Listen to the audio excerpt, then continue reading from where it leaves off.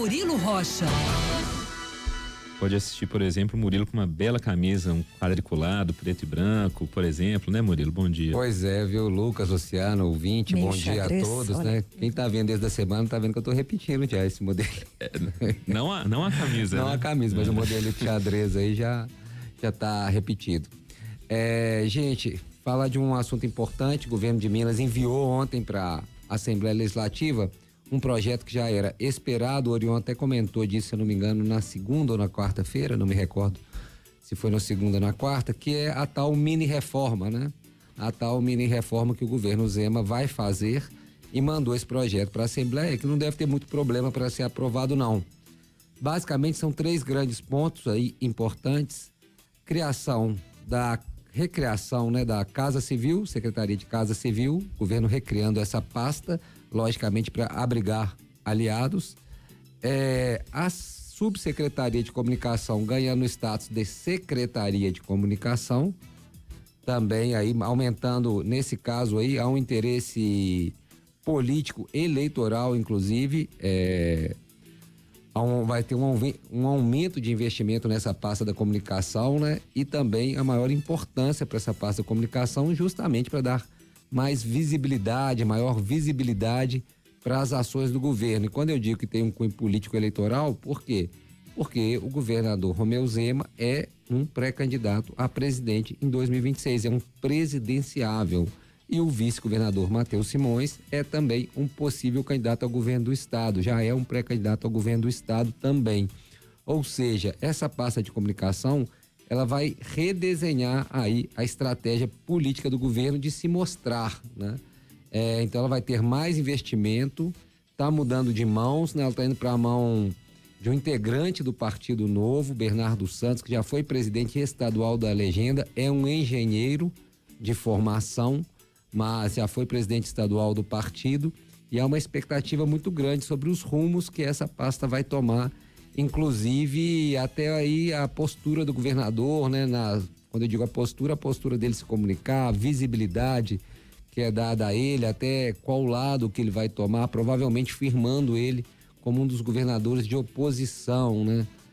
Não vamos ver a diferença, a dúvida agora em relação a essa nova postura através dessa nova pasta de comunicação, é como vai ser essa postura de oposição do governo, se vai ser aquela ocupando aquele vácuo do bolsonarismo, e parece que esse vai ser o caminho, ou uma oposição mais moderada aí, mas acredita que a ideia é investir nessa comunicação, por isso essa mudança de status e também uma mudança aí nesse posicionamento, talvez mais à direita aí, mas realmente ocupando esse espaço entre os governadores, talvez do governador mais próximo ao que era o ex-presidente Jair Bolsonaro do ponto de vista aí da linha ideológica. Mas vamos ver, é uma mudança, né? Como eu disse, recriação da Secretaria da Casa Civil, a Subsecretaria de Comunicação virando Secretaria de Comunicação, e uma mudança importante aí, nesse caso, para a vida de todos nós cidadãos, que é o Detran, nesse projeto, né? Finalmente o Detran saindo aí das mãos da Polícia Civil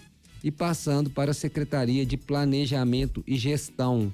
Ou seja, se esse projeto, se essa mini-reforma for aprovada na íntegra, e deve ser, o Detran deixa de pertencer à Polícia Civil, como foi historicamente no Departamento Estadual de Trânsito, aqui em Minas Gerais. Em outros estados ele já saiu das mãos da polícia, em Minas é um dos poucos estados que ele continuou subordinado à Polícia Civil, e o Detran agora vai para a Secretaria de Planejamento e Gestão, virando uma coordenadoria de trânsito. Segundo o governo, entre outras coisas, vai agilizar ali os processos, vai aumentar a desburocratização, dar mais agilidade, ser mais digital todo o processo envolvendo o Detran, que é aquele processo, né, que para nós aqui afeta diretamente questão de tirar a carteira, renovar a carteira, multas de trânsito, enfim, uma série de questões aí que, segundo o governo, vão ganhar mais agilidade e vão liberar aí agentes da Polícia Civil hoje envolvidos nessa operação do Detran para também focar mais na corporação. Lembrando que em grande parte já era até terceirizado essas ações do Detran, mesmo dentro da Polícia Civil, né? Algumas coisas ali já eram terceirizadas e vale um registro. Vamos ver como é que vai ficar. subordinado à CEPLAG, mas vale o registro porque melhorou muito nos últimos anos, né? Nos últimos 10 anos, vamos colocar assim, o Detran. Quem lembra do Detran aí, década de 80, de 90, lembra o sofrimento que era qualquer ida ao departamento de trânsito, seja para tirar a carteira, para renovar a carteira. Era assim, quando falava que tinha que ir no Detran, você já começava a sofrer antecipadamente. Mas nos últimos 10 anos, essa realidade mudou e o serviço já era bem mais rápido, mais ágil, mas a promessa do governo é de melhorar ainda mais com essa mudança aí para a CEPLAG, né? Eu lembro, falando aqui do Detran, acabei me lembrando, quando eu fiz a prova para tirar a carteira no longínquo ano aí de 1996, ano do Código de Trânsito Brasileiro, eu ainda cheguei a fazer prova lá no Detran, aquela prova oral, né? Assim, o cara pegava lá, abria um livrinho na sua frente e começava a te fazer perguntas. De frente pra você, só você e ele e a carteira no meio ali. E a né? gente ficava tremendo, né? O cara de gravata, assim, um policial de gravata ali ficava. Nesse cruzamento aqui, como faz a conversão? E essa placa aqui, o que ela quer dizer? Você ficava ali, era um pânico tão grande, a prova nem era tão difícil, mas havia essa fama do Detran, das pessoas ali, como se fossem pessoas malvadas, né? Temor. Um temor ali sobre aquelas provas, né? E logo depois que eu fiz, eu passei de primeira e aí logo depois, com a mudança em Código de Trânsito, a prova acabou sendo uma prova de múltipla escolha, né? Mas assim, o Detran era um departamento temido, tanto por essa questão do rigor, mas também pela burocracia gigante, imensa, tudo era demorado, tudo era lento, né? Todos os processos, alguns ainda são, né? Envolvendo aquela questão de licenciamento de veículo, essas coisas, ainda até recentemente era muito custoso. Agora, com essa mudança, a expectativa aí de nós cidadãos ganharmos aí em agilidade e também ser um processo mais digital. Isso, pelo menos, gente, é o que está lá no release, né? Naquela informação que o governo manda junto ao projeto. A gente vai ver na prática, quando ocorrer essa mudança, o projeto deve ser aprovado, como eu disse, essa mini reforma do governo Zema, deve ser aprovada aí sem maiores problemas na Assembleia, até porque o governo hoje conta com uma base ampla e é um assunto que geralmente não se há oposição, né, nessas reformas que os governos sempre fazem de recriar pasta, extinguir pasta, e essa deve passar então com essas três principais eixos, como eu disse, Detran indo para Secretaria de Planejamento e Gestão, recriação da pasta da Casa Civil e a Subsecretaria de Comunicação virando Secretaria de Comunicação. Há também, Lucas, Luciano ouvinte, nesse projeto, a criação de várias outras subsecretarias nas pastas, viu? Assim, acho que o governo vai abrir cargo aí para abrigar muita gente, né? Porque, vamos lembrar, nessa eleição o governo fez alianças, né? Apesar de ter sido uma chapa puro sangue do Partido Novo, o governo fez muitas alianças e tem gente para abrigar, tem que abrigar a gente aí. E uma das pessoas, por exemplo, que ainda não tem cargo, se espera que tenha cargo, vocês vão recordar aqui Marcelo Aro, né? Que saiu como candidato a senador, se sacrificou aqui entre aspas, porque ele tinha uma eleição garantida para deputado federal, ele era deputado federal, ele tinha uma reeleição garantida por seu histórico, por ter uma boa votação, e ele se sacrificou e atendeu um pedido aí do governador para ser o candidato a senador e perdeu, né? Não teve um bom desempenho, esperava-se mais, até pelo apoio do Zema. Marcelo Aro ficou como terceiro colocado, atrás do Cleitinho, que foi eleito. Alexandre Silveira, hoje ministro, foi o segundo colocado e o Marcelo Aro ficou em terceiro. E o Marcelo Aro agora está na hora, né, dele cobrar a fatura dele justamente por esse sacrifício.